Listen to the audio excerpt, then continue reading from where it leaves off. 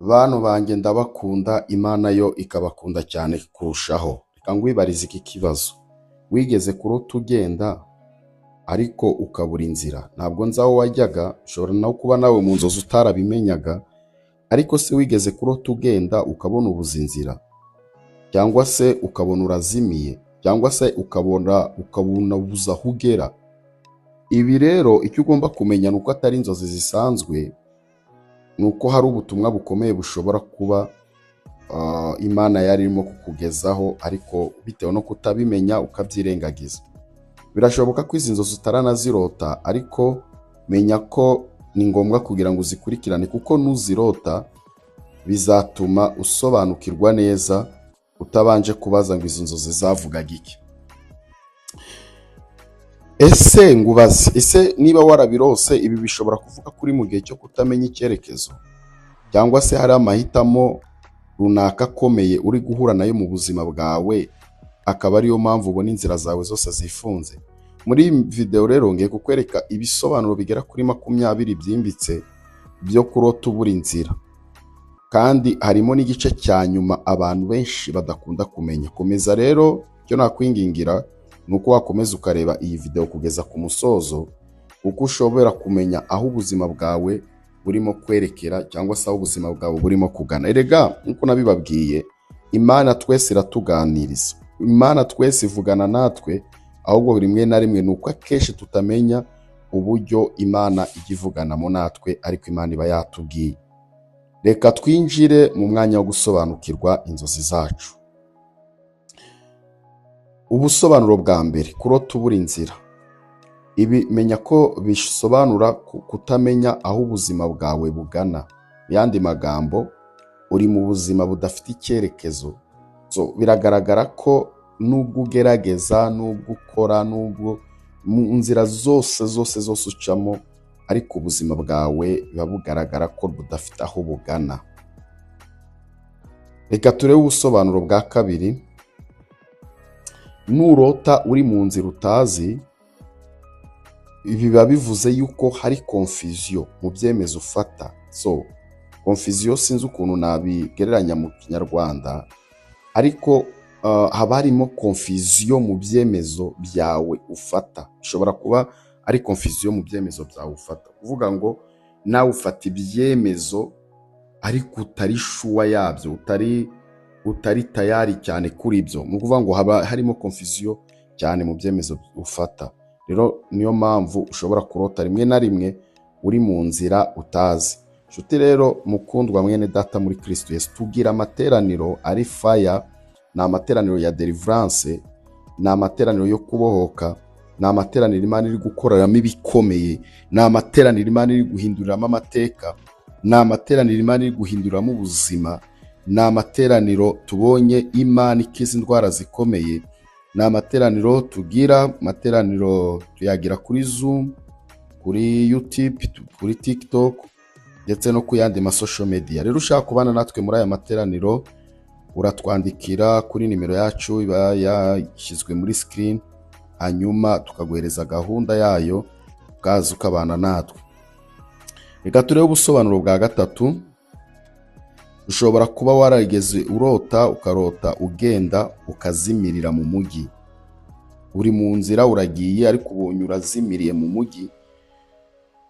Ibi bivuze ko hari igitutu cy'abantu benshi ushobora guhura nabo, hanyuma bigatuma usa naho uteshuka mu ntego zawe, cyangwa se mu byemezo byawe, cyangwa bigasobanura ko hari amahitamo menshi ari imbere yawe.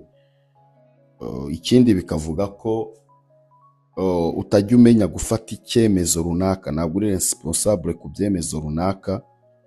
Akenshi rimwe na rimwe ari igihe cyubanya mu gihe bigiye.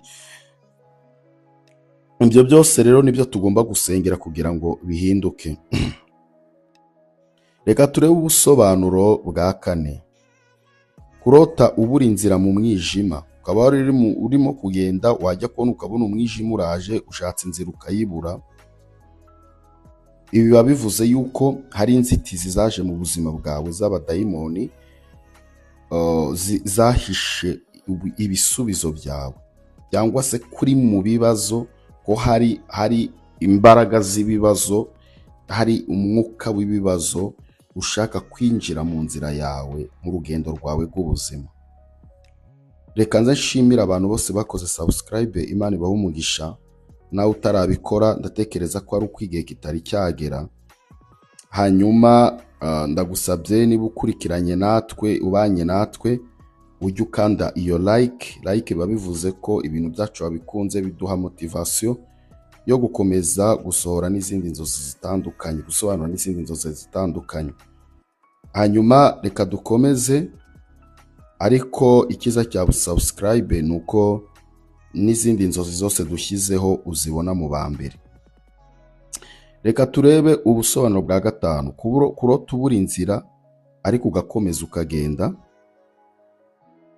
Ibi bivuze yuko ugira umwuka wo kwihangana cyangwa se kurindwanya cyane, ugira resistance yo kwihangana yuko hari inzitizi runaka ugiye kurenga.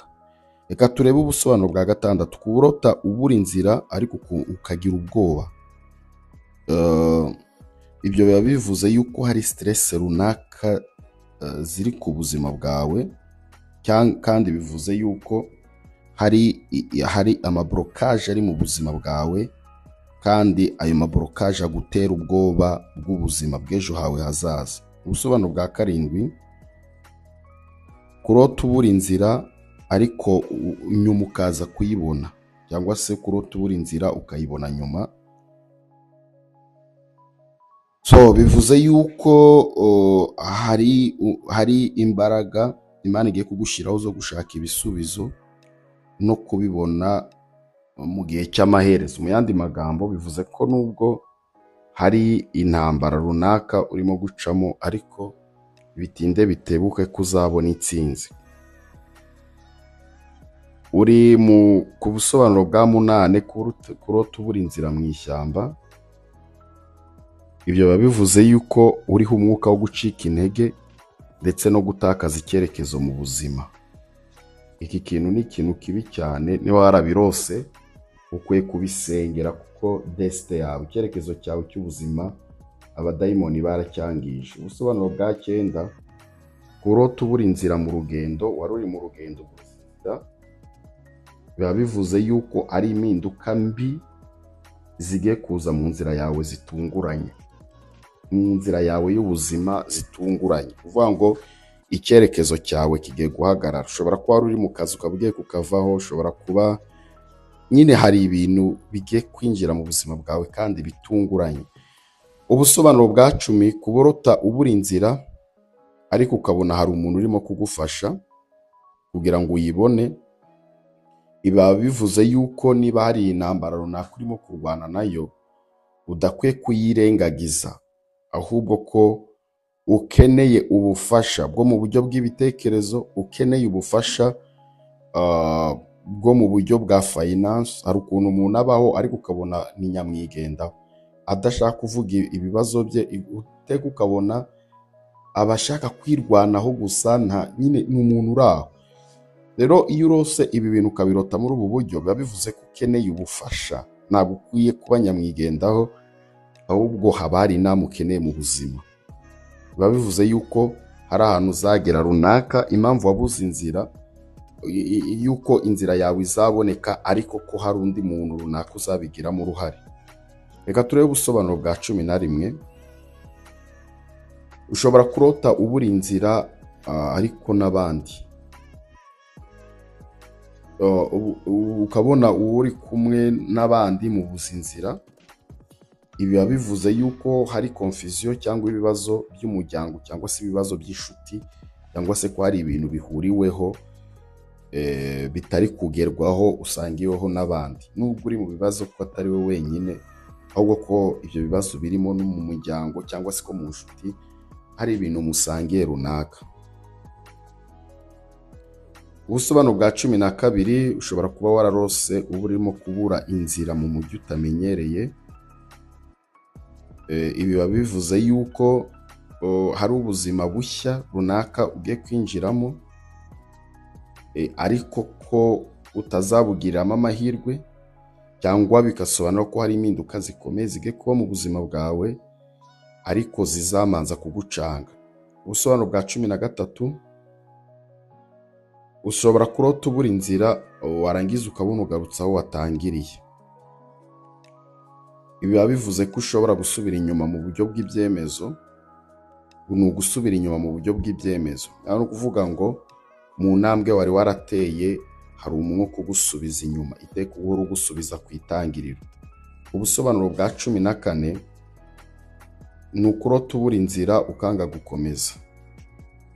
Ibi biba bivuze, ibi bintu ni bibi cyane, biba bivuze yuko uri umunyabwoba, uri umuntu utajya ufata ibyemezo byo kurwana kugira ngo ugere ku ntsinzi yawe.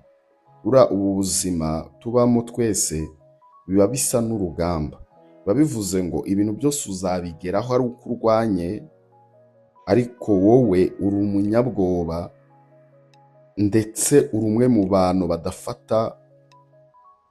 badafata ibyemezo mu buzima. Hari umuntu wajyaga umbwira iteka akambwira ngo kugira ngo ukire ngo biragusaba gufata risike mu buzima. So rero hari umuntu uba uri aho ngaho uba udashaka gufata risike. Aha, reka turebe ubusobanuro bwa 15.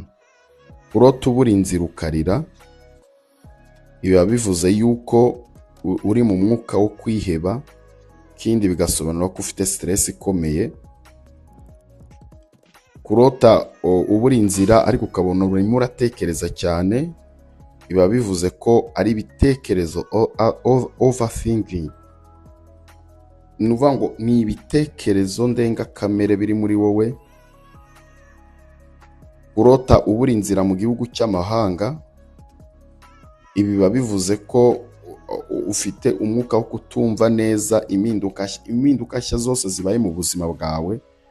Uri umwe mu bantu batazi guhita ko bashaka inzira cyangwa se ngo bahite baziyadaptamo, ahubwo ukaba uri wa muntu uhita kuzana logique yo guhita ko kutumva neza impinduka winjiyemo. So ubusobanuro bwa 18, kurota ubura inzira uri mu kazi cyangwa se mu ishuri.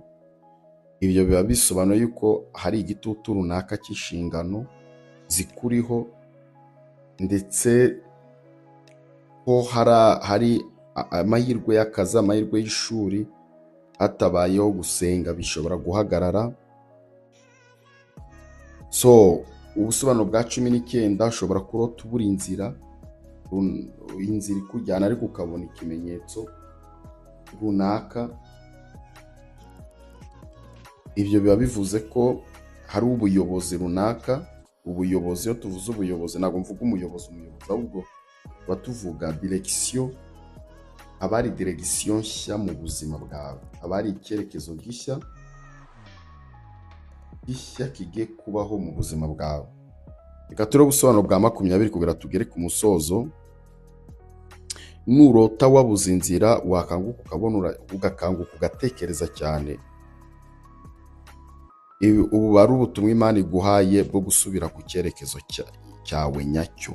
Ari ubutumwa Imana iguhaye bwo gusubira ku cyerekezo cyawe nyacyo. Imana ibaho umugisha mwe mwari mudukurikiranye, ndabakunda ariko Imana ikabakunda kurushaho. Mwibutsa amateraniro yacu, wari amateraniro yo kubohoka, amateraniro Imana iri gukoreramo, amateraniro arimo imbaraga, amateraniro arimo amavuta adasanzwe.